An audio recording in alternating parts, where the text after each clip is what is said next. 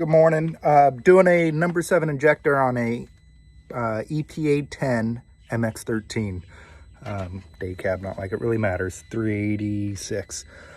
So the number 7 injector is the fuel injector that shoots diesel into the exhaust system to bake out all the exhaust filters and everything. Before anybody says anything, I'm in California. Need my emissions intact. So my driver, this thing taken off from a stop, it really was smoking bad, and I kind of figured, you know what, I need to do this maintenance item. Let's just get it done. And so it would smoke real bad during regens, and so I'm on the passenger side, turbo, back pressure valve, and under the back pressure valve here, I'll show you, this is the injector hole where my finger's going. It is way under there. There's a bolt here and one on the inside. It was a 10 millimeter on the outside here and a 5/16 on the inside, so they were different bolts. So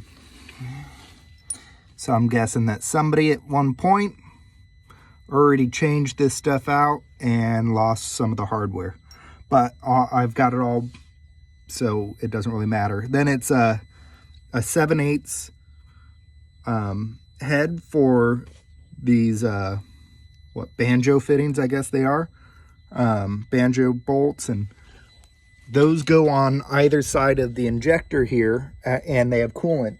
So I drained about 10 gallons of coolant out of this thing to get it to the water level low enough so I could start working on it. I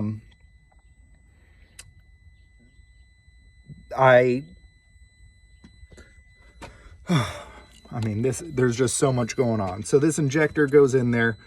I recommend taking this side of the water jacket off, breaking that thing loose. I couldn't get to the inside one with an end wrench, without cutting something and, making a custom wrench. Then I took these bolts out, and I took the fuel injector line out here. So there's a diesel line that goes right there. I forget what that is. I think it's a 9/16. And that's the easiest thing to take off and access. So once I got the 2 bolts out, I pulled this thing out and was able to finally get a wrench on it and broke this inside loose and was able to take it off by hand. Now, when you take these off, they do have a brass washer or copper washer on the inside. So don't lose those. When you go to put it back together, make sure everything's nice and clean. Went down to Peterbilt. My ceramic here was,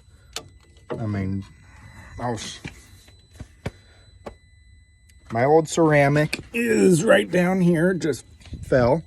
It's got a little bit of a ledge to it, and that goes on the inside. But you see how big that hole is right there? When I first took it apart, you could barely see any light going through. Replace that. That was $5-6, something like that. Here's the part number. Brand new ceramic. And then there's this gasket here that goes on the inside. That was $20. Either that was $20 or vice versa. Altogether, less than 30 bucks. You want to make sure that the inside port is all cleaned out.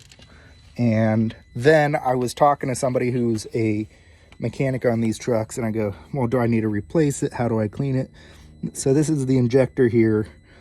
I wiped it off a little bit, but he said, put it in a parts wash and just use a real soft bristle brush, a nylon brush, just to get it all cleaned up, and you'll be doing pretty well.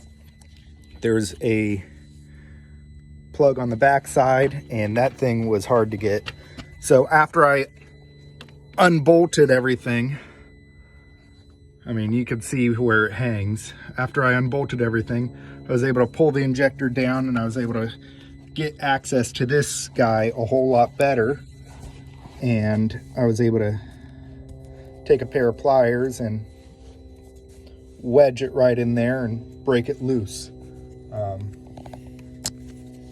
And then it just sort of pulls up like that. And then when you put it all back together, you push it in and it pulls it tighter the further down you push. Really simple.